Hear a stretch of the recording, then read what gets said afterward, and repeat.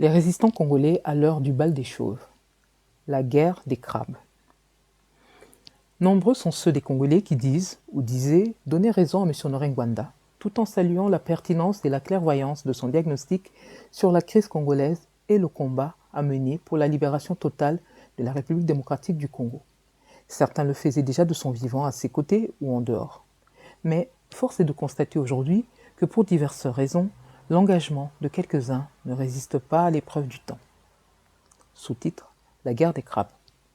L'un des fléaux qui freinent systématiquement notre action commune s'illustre par ce que M. Honoré Ngwanda dénonçait souvent, à savoir la mentalité des crabes dans un panier.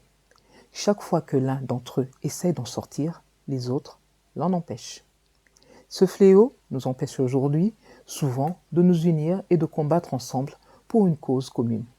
Plutôt que de s'organiser en synergie pour résoudre un problème commun, certains d'entre nous préfèrent utiliser toute leur énergie pour se lancer dans des règlements de compte personnels. Et pour arriver à leur fin, certains n'hésitent pas à utiliser le mensonge et les calomnies comme armes de prédilection. Lorsqu'on les observe, on a l'impression que leur plus grosse crainte est souvent de voir leurs voisins réussir ou évoluer tout simplement.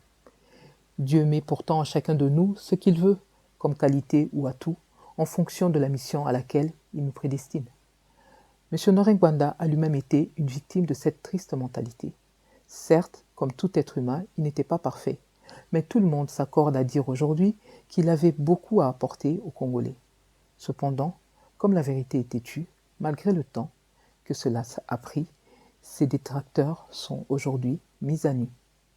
Mais que de temps perdu pour le Congo et les Congolais. Comme si cela ne suffisait pas, beaucoup des conflits qui agitent aujourd'hui certains groupes de Congolais dits de la résistance tournent maintenant autour de ceux qui veulent dénaturer le combat et la vision de M. Honoré Ngwanda tout en gardant l'étiquette de résistant.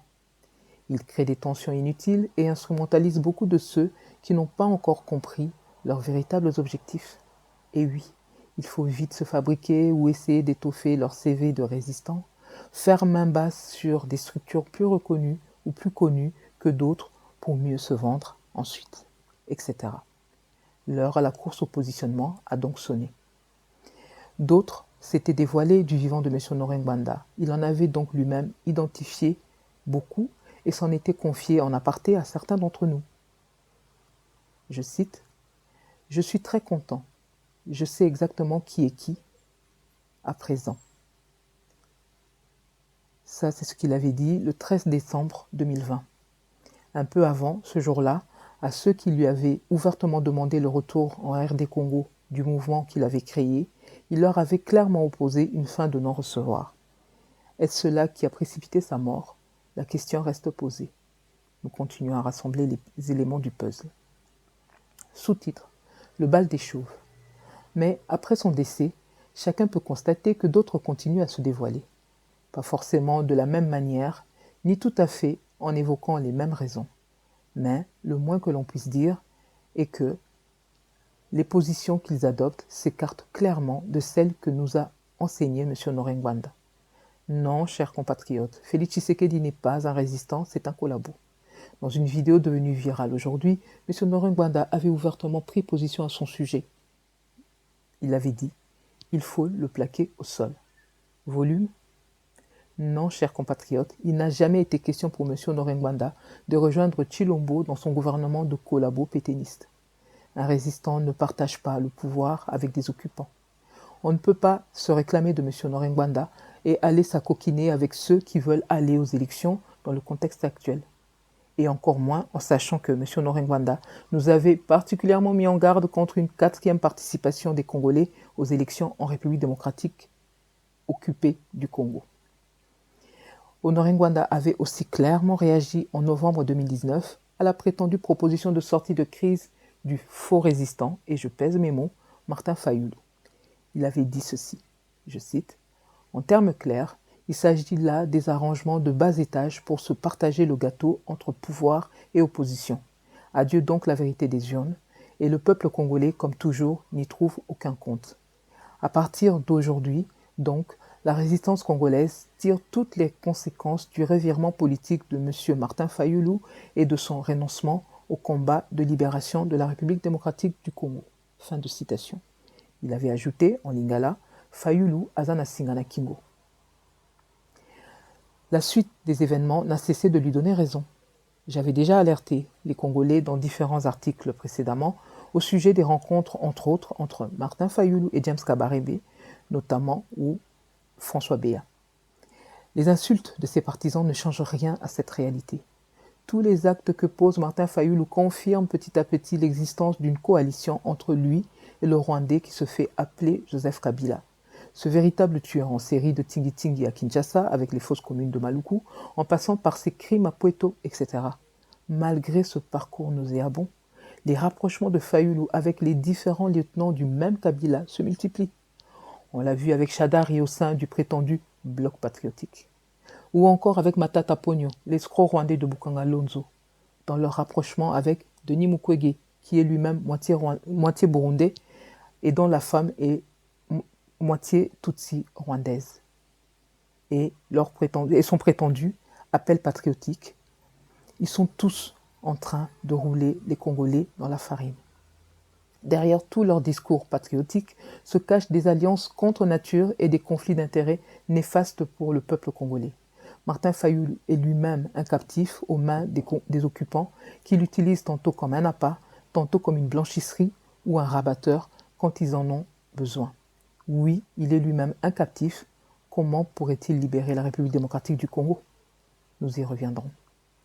L'annonce du prochain scrutin électoral, ou en cas d'absence d'élection, les signes annonciateurs d'un dialogue en vue de la mise en place d'un gouvernement de transition, suscitent l'agitation au sein de nombreux de nos compatriotes. Le temps du bal des chauves est arrivé. La cloche de Pavlov a retenti, la course au positionnement a commencé.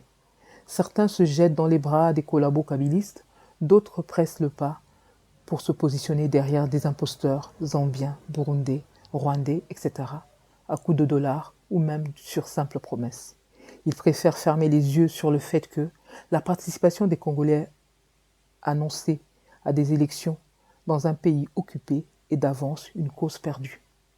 Ils évoquent et s'accrochent à une prétendue constitution élaborée par et pour les occupants et qui constitue en réalité à la fois une charte pour l'occupation et la balkanisation de la République démocratique du Congo et l'arme qu'utilisent nos ennemis pour détruire progressivement l'État congolais. À tous les véritables résistants, je vous encourage à tenir bon plus que jamais.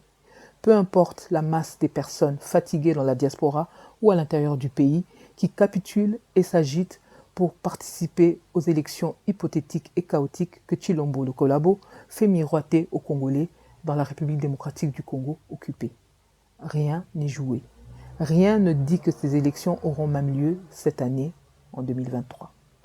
Retenez qu'Honoré Ngwanda recommandait de ne pas faire de la politique sans renseignement. Bandeko, Yamine Nezakoya.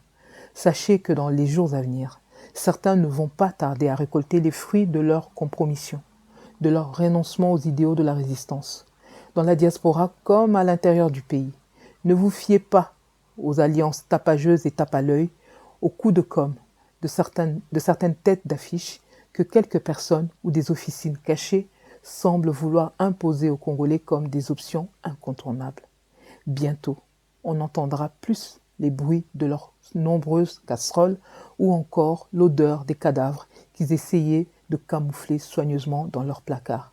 Le jeu de dupes dans lequel nos politiciens et autres se sont enfoncés touche à sa fin. Tous ceux qui sont compromis seront confondus.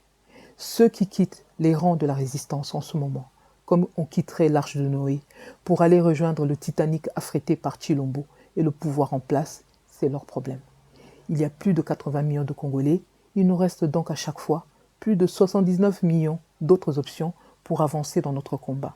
Mais sachant que nos ennemis passent leur temps à manipuler indirectement les Congolais pour que nous soyons toujours distraits comme des adeptes impénitents des Mabouké, il nous appartient à tous de garder la tête froide et de rester concentrés sur l'essentiel.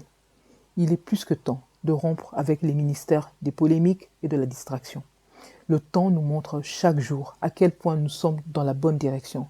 Nous disons donc au revoir à ceux qui nous quittent et bienvenue à ceux qui nous rejoignent. Honoré Ngwanda disait souvent qu'il ne sert à rien de ramasser les feuilles mortes qui tombent de l'arbre. Avançons, Ingeta. Paris, le 11 janvier 2023, Candido Keke, responsable du pilotage stratégique du CNRC, RC Résistance Congolaise. Article à lire sur www.résistancecongolaise.fr.